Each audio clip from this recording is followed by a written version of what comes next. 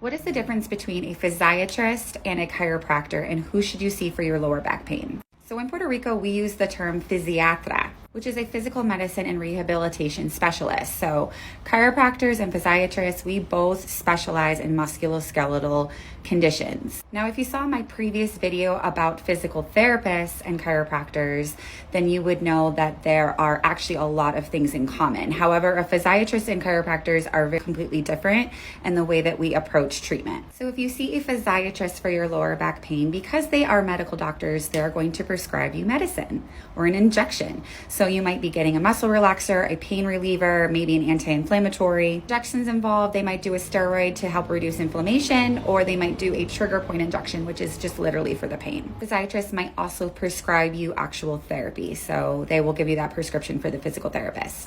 Chiropractors, on the other hand, we are not solely focused on the symptoms. We're trying to find out the root cause. And then obviously, since we are not medical doctors, we do not prescribe any medicine or injection because our main mode of treatment is manual therapy or the chiropractic adjustment. So which one is better? This is complicated and there is no straight answer for this because everybody is different. What works for one may not work for another. In my personal and clinical experience, I think it's always best that the person always starts as conservative as possible and then add on medications later if necessary. So I have had patients that have come in with extreme lower back pain, feeling a lot better with the chiropractic, but not getting 100%.